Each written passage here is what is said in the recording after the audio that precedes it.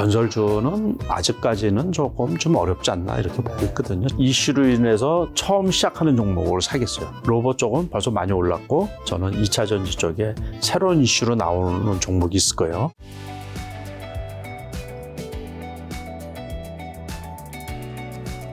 자, 그럼 이제 올해 혹시 주식 매수 타이밍을 좀 알려주는 경제 지표 같은 거 혹시 있을까요? 어떤 신호가 나면 그래도 좀 현금으로 주식을 사도 괜찮을 것 같다. 원래는 우리나라 같은 경우는 이제 수출 주도 국가잖아요. 네. 그래서 그 무역 수지가 주가에는 가장 큰 영향을 차지하거든요.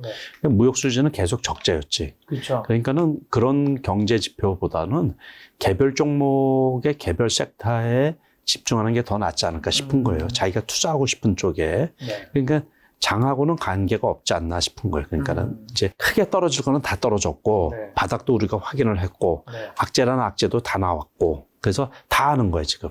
예기치 않았던 미국은행 파산이라는 것은 설마 미국은행이 파산을 해? 네. 그것까지 생각을 했는데 지난번에 파산을 했거든요. 근데 주식시장에는 큰 영향을 안 미쳤어요. 경제단체나 정부에서도 예의주시하고 네. 투자자들도 일순간 뭐 미국 리먼 사태처럼 세계적으로 큰 뭐 난리가 나는 일이 아닌가 걱정을 했는데 찻잔송이의 미풍처럼 그냥 일시적으로 이렇게 끝이 났거든요. 그 영향은 조금 있죠. 조금 지속되게. 그래서 다른 경제 지표를 보는 것보다 그냥 자기가 괜찮다고 섹터라고 생각을 하고 오래 버틸 수 있으면 반도체도 제가 보기에 괜찮은 것 같고 바닥 때 조금이라도 쌀 때 사면 좋은 거죠. 네. 6만 원 지난번에 깨졌으니까는 네. 삼성전자 같은 경우 아까 우리가 지표로 봐서 SK 하이닉스 같은 경우도 그 8만 원 초반 네. 같은 경우 괜찮게 보고 있고 그러니까는 버틸 수 있으면 뭐 카카오가 나는 좋다 그러면 카카오 같은 경우도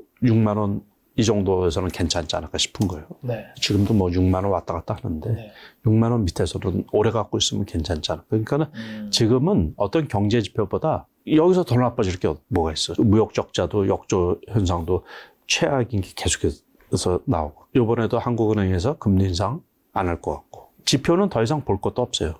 제가 보기에. 그래서 크게 겁먹지만 않으면 돼. 투자할 섹터 있죠? 네. 거기만 좀 잘 살펴서 네. 집중이 필요하다. 그런 얘기예요. 네, 그러니까 아까 말씀드린 것처럼 로봇이냐, 2차 전지냐. 너무 올라간 거 말고. 그 이제 새로 시작하는 것들. 기술적으로 제가 하나를 말씀드리고 싶으면 이제 개별주도 마찬가지예요. 횡보하든가 이렇게 있다가 횡보하다가 보통 어떤 폴대를 하나 이렇게 다시 말해서 이제 상승을 하면서 거래량이 많이 올라오는 종목인데 네. 그게 시장 중심주야. 네. 살펴보니까 네. 올라온 이유를 우리가 알 수가 있잖아요. 이렇게 체킹을 하다 보면 네. 그 종목은 무조건 집중해서 보는 거예요. 그 패턴이 딱 두 가지예요. 그러니까 이것처럼 폴대를 이렇게 횡보하다가 폴대를 한번 그렸잖아요. 네. 그러고서 계속 이제 5일선, 11선을 타고서 올라가는 게 하나가 있고, 하나는 이렇게 폴대를 그렸다가 며칠 떨어지는 경우가 있어요. 그러고서 재차 올라가는 경우. 네. 그러니까 그 두 가지밖에 없어요. 그러니까는 횡보하다가 처음에 관심 있게 이렇게 보다가 올라간 종목은 무조건 따라가도 되는 거예요. 그게 어떤 경우에만? 시장 중심주일 때만. 시장 섹터하고 맞는 주식일 때만. 네. 아무 주식이나 그렇게 하면 안 되고. 그러니까는 이런 주식들도 같은 2차 전지나 같은 로봇 관련주라고 하더라도 스몰 캡에 그 뭐 전환사채를 많이 발행했다든가 네네. 이런 주식은 무조건 삭제해야 돼요. 그런 주식은 물량이 나오고 뭐 벼락 맞을 수도 있고 또 재무적인 리스크도 좀 발생할 수가 있고 네. 그러니까는 그런 것들은 좀 조심을 하시고 그러면은 투자자분들이 크게 실수하는 경우가 거의 없어요. 네. 시장이 어떻게 보면 지금 주도를 하고 있는 섹터여야지 그 잠깐의 반등으로 끝나지 않는. 아, 그렇죠. 네. 지속적으로. 그러고서 보통 때부터 이것도 처음 올라갔을 때 네. 거래량이 꽤 많이 트거든요. 이렇게 갈 줄, 여기까지 왔을 때는 많이 왔는 줄 알았죠. 근데 지나고 나서 보니까는 그 11선도 안 깨고서 그냥 계속해서 여기는 21선, 요때는 어떤 날이라고요? 수사받던 날. 압수수색이 그러니까 이거 난리가 난 것 같아가지고서 여기서 시작이 돼서 여기까지 올라갔다가 여기로 끝난 거 아니에요. 그죠? 이 봉차트 보실 줄 아시잖아요. 그죠? 네네.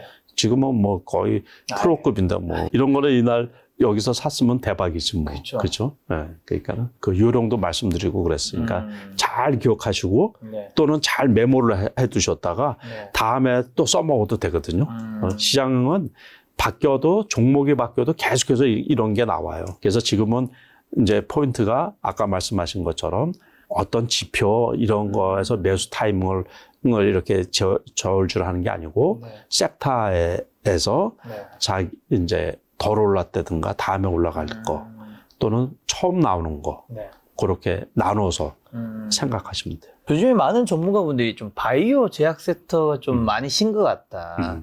요즘에 여기가 많이 저평가돼 있어서 이쪽이 좀 다음 주도주가 될 확률이 있다는 식으로 많은 분들이 좀 얘기하더라고요. 저는 절대로 아니에요. 아, 절대로? 절대로 아니고 네네. 바이오주는 개별주 역할을 하는 거예요. 개별주. 그러니까는 이제 바이오 섹터가 크게 섹터 테마로 올라간 경우가 네. 그 몇 차례 있었거든요. 네. 과거에 10몇 년 전에, 근 20년 전에 이제 황우석 박사 그 줄기세포 관련해 가지고서 줄기자만 들어가면 다 올라갔던 거. 네. 그 다음에 최근에 코로나 해가지고 코로나 치료 뭐 백신 어쩌고 저쩌고 하면 다 올라갔던 거. 진단키트 관련주 뭐 잘 아시다시피 시장 같은 경우 3만 원에서 32만 원까지 올라가고 10배. 시제. 예, 3만 원에서 30.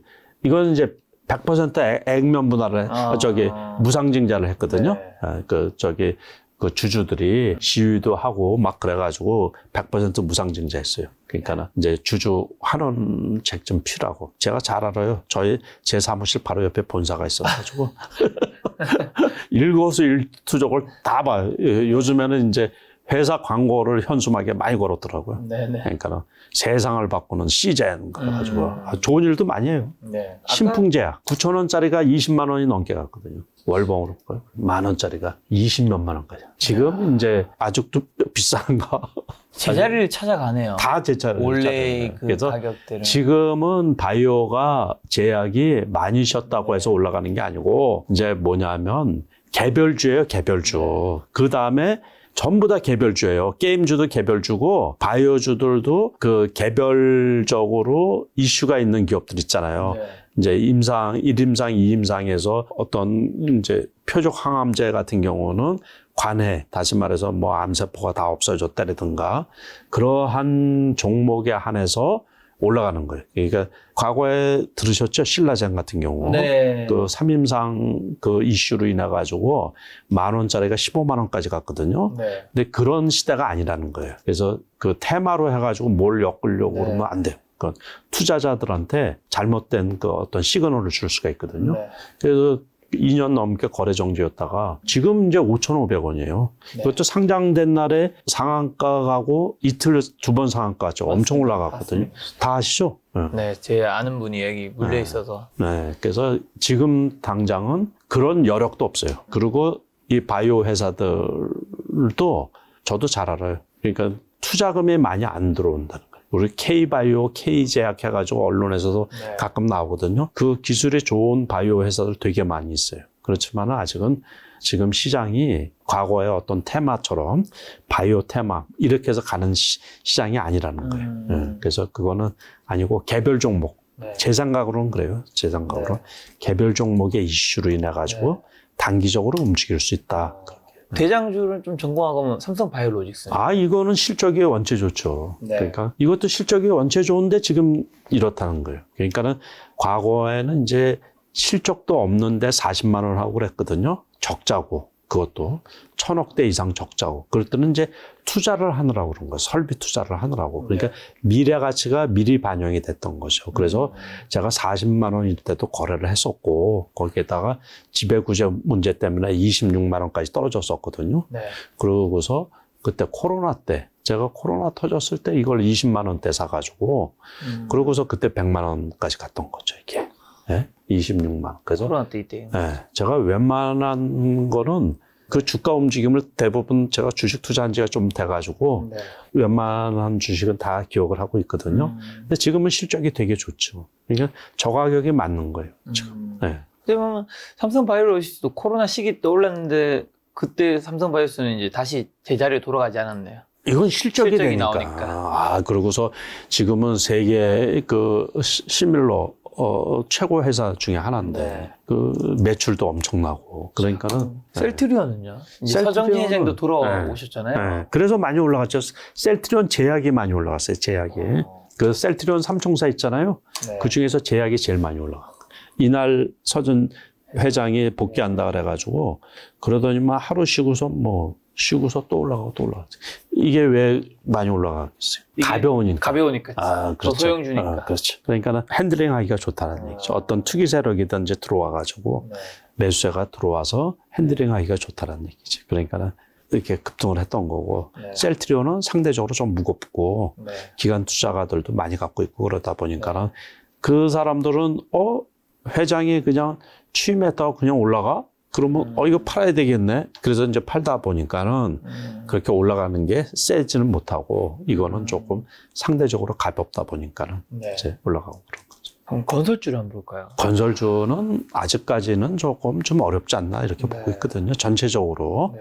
지금 PF의 보증서 준 것들 있잖아요. 네. 그 시행사들 그 문제가 아직 해결이 안 돼요. 그 잠재 부실이라고 생각해가지고 아직도 뇌관으로 작용을 하고 있거든요. 진짜 오래 쉬었네요. 부실에. 예, 그래서 상반기까지는 좀 어렵지 않을까 싶은 거예요. 그러면 이제 금융주 대표적인 KB금융. 요번에 금융주들도 식겁을 한 거죠. 그냥 미국 그 금융주나 유럽의 금융주들 떨어지면서 네. 같이 여기들도 그냥 직격탄을 맞아가지고 이것도 유망하지 않다고 봐요. 저는 원래 금융주를 별로 안 좋아한다고. 좋아하시죠? 예, 그래서 그렇지만 이제 주가 움직이는 거는 좀 관심이 있으니까. 그 게임주는 지난번에 말씀드린 것처럼 게임주하고 바이오주들, 제약주 이런 거는 다 개별주예요. 그러니까 대장 게임주든 뭐든 간에 그래서 게임을 요번에 새로 출시를 했는데 네. 그게 대박을 치면 그냥 올라가는 거고 따라서 올라가는 거 이런 거 절대로 없어요. 그러니까는 그 생각 자체를 바꾸셔야 돼. 네. 그래서 이 게임주가 올라가니까 내 것도 올라가겠지. 네. 이 회사가 돈 버는데 왜 내 주식이 왜 올라가? 여기는 돈이 몰린 섹터가 네. 아니니까. 네, 그래서 그냥 개별로. 개별주. 네, 그래서 요번에 중국에서 판호를 허락을 내줬죠. 그러니까 그래서 게임주 전체에 대한 호재긴 호재인데 작용을 안 하네. 작용. 그날 요게 살짝 뜬 거예요. 2, 3일 전에. 리오프닝 쪽은요? 뉴오프닝 쪽은 항공 생각보다 안 가요, 그거. 예. 네, 저도 답답해요, 되게. 그러니까 그 실질적으로 리오프닝이 되다 보니까 그게 선반영이 된 건지 어쩐 건지. 거기도 좀 답답해요, 흐름 전체가. 대한항공. 네, 마찬가지. 이거 지난해 실적도 엄청 좋은데, 그죠? 사상 최대 실적이라는데. 호텔 신라. 네. 그래도 뭐 올라왔다고 할 수도 없죠. 네. 거기. 하나투어. 다 똑같아요. 거의 비슷해요. 지지표준에서. 메리트가 없어요, 메리트. 투자에 대한 메리트. 과거에는 네. 이 이제 패키지 상품으로 패키지 관광을 많이 가고 그래서 그러는데 요즘 트렌드는 자유여행으로 많이 바꿔서 그러는 건지. 그렇죠. 식음료 쪽은요? 식음료 쪽은 그냥 변함이 원래는 없는 우리가 식음료는 보수적인 그 기업들 아니에요? 대부분. 거기서 벼랑간, 먹거리, 어떤 쏠림, 옛날에 과거 한참 전에 나가사키 짬뽕이라 그래가지고 그거 만드는 회사가 한번 급등을 한 적은 있거든요. 그것처럼 어떤 회사가 특정한 상품이 센세이션을 일으킬 정도로 이슈를 끌어서 저거 안 먹으면 다 죽어. 뭐 그러지를 않아서 그러나 봐요. 그죠? 그러니까는 매출이 고정적이고 큰 변화가 없어서 아마 그러지 않을까. K푸드 우리 해외에서 인기는 많이 있지만 그거를 독식하는 기업이 있지는 않잖아요. 그죠? 그래서 아마 그렇지 않나 싶어요. 사실 K가 붙은 주식들이 꽤 많잖아요. 푸드, 그렇죠. 엔터, 네. 음식, 네. K 방산 네. 여러 가지가 있는데 혹시 회장님께서는 좋게 보시는 쪽이 있긴 한가요? 방산주 같은 경우는 그 많이 올라갔을걸요. 네. 그러니까 실적이 좋아지니까. 네. 그런데 이제 그것도 역시 이제 방산주 같은 경우는 몇 개 기업이 하는 거잖아요. 그죠? 네. 그러니까 그런 데는 수혜를 받을 수가 있겠죠. 그 외에 엔터주 같은 경우도 그동안에 많이 이제 수혜를 누렸고 K푸드는 너무 조금 좀 그 사이즈 자체가 그 기업들이 보수적인 그러니까 전통적인 산업이다 보니까는 혁신적으로 주식시장은 늘 새로운 걸 좋아한다 그랬잖아요. 새로운 거. 새롭고 신선한 걸 좋아한다. 근데 신선하지가 않아서 그런가 봐. 식품이야 신선하죠. 그래야지만 먹고 사는데 네. 산업 자체가 신선하지가 않아서 그런가 봐. 이게 챗 GPT, 로봇 네. 이런 거는 좀 신선한 맛이 있어서 그런 거. 2차 전지는 실질적으로 돈을 버니까. 그래서 그런 건데 K가 들은 게 우리 국민의 한 사람으로서 자랑스럽긴 자랑스러운데 네. 주가가 연계돼서 왜 그 케이팝도 처음에 뭐 BTS라든가 네. 소녀시대 그 수혜를 그 주식들이 얼마나 많이 봤어요. 그러니까 SM 같은 경우 있잖아요. 네. 저는 옛날부터 했으니까는 우리 IMF 지나고서 1999년 이럴 때 있잖아요.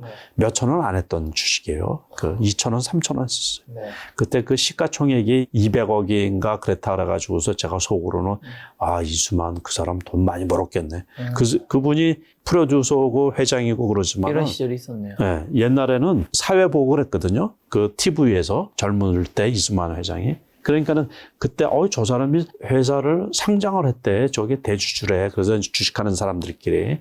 그때 주가가 2,000원, 3,000원 하고 그랬다고요. 1999년. 그때 이렇게 보시면 그때 저희 이제 티커창으로 이렇게 보니까 여기 1,000원 나왔는데 1,000원. 1,669원. 저가일 때. 1,800원. 뭐 2,000원 하고 그래서 그랬던 게 이제 K-팝 그러면서 그분이 어떻게 보면 우리나라의 그 K-팝의 기본 설계자지, 설계자. 디딤돌을 만들어가지고, 엔터, 그리고 기획해가지고서 아이돌을 만들고, 그런 거를 우리나라에 처음 심어준 아주 위대하신 분이죠, 어떻게 보면. 그때, 그런데 이제 단순하게 시가총액이 200억 막 그럴 때 사람들이 놀래고 그랬었거든요. 주식하는 사람들이. 근데 지금은 말도 못하고, 요번에 4천억인가 벌었다고. 네? 엄청 커졌네. 그렇죠. 산업 자체가 이렇게 커진 거지. 자, 마지막 정리한 질문 이제 두 가지만 드리면, 그럼 개인이 이제 뭐 한 5천만 정도 있다면 아까 말씀해 주신 게, 이제 어차피 개인이 작은 돈으로 큰 돈을 벌려면 중요한 건 집중 투자라고 하셨으니까, 집중 투자는 이제 역시나 2차 전지와 로봇이었는데, 거기서 어떤 종목을 사야 하는지만 한번 딱 정리 한번 해 주신다면. 쫙 째려보고 있다가 만약에 이슈로 인해서 처음 시작하는 종목을 사겠어요. 나오겠죠. 네? 그러니까는 2차 전지 쪽에. 그러니까는 로봇 쪽은 벌써 많이 올랐고 가격이 크잖아. 그러니까는 그거는 그렇지 않고 저는 2차 전지 쪽에 새로운 이슈로 나오는 종목이 있을 거예요. 다시 말해서 이제 뭐 태경 BK 요랬단 말이에요. 요래 5,500원 초반에 요랬단 말이에요. 제가 이거를 5,500원에 사가지고 고생을 좀 했어요. 너무 일찍 사가지고 여기서 샀나 한참 고생을 했어요. 근데 요때 거래량이 100만 주 이상 생기더라고요. 그러면 요때 벌써 깜을 좀 차려요. 거래량이 터지면서 그럼 두 가지라 그랬죠. 쭉 횡보하고 떨어지다가 한번 볼 때가 생기면 그 다음날에 집중 감시를 해요. 요 날 올라간 게 아니고 요 날 올라갔다가 요 날 떨어졌거든요. 떨어진 다음에 재차 올라간 거지. 요런 종목이 나올 거란 얘기지. 반드시. 그러고서는 여기 상한가까지 가가지고 10,000원 근처까지 간 거예요. 요런 종목을 찾는다든가 기다린다든가. 그래서 그 5천만 원을 한꺼번에 다 사야지. 한 종목이에요? 그래야지 돈을 벌지.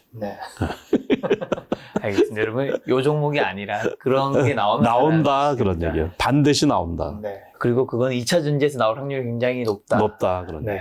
마지막 개인 투자자분들이 지금 어떤 전략을 좀 시장에 대응해야 하는지랑 마지막 투자 조언 한마디만 주고 가신다면. 그러니까 너무 겁먹을 필요는 없어요. 그 대신 이제 누차 말씀을 드린 것처럼 되는 종목만 되는 그 시장의 편중 현상이 좀 심하니까 거기에 집중하실 필요가 있다. 그리고 너무 많이 올라간 종목은 추격 매수하시면 큰일 난다고 말씀을 드리고 싶습니다. 그래서 다음 나올 때까지 또 좋은 성과 있기를 바랍니다. 알겠습니다. 회장님과는 또 다음 달 말에 뵙도록 하겠습니다. 오늘 만난 회장님은 남석가 회장님이었습니다. 지금까지 여러분 소중한 시간 함께 해주셔서 정말 감사합니다. 오늘도 김 작가였습니다. 고생 많으셨습니다. 예, 감사합니다.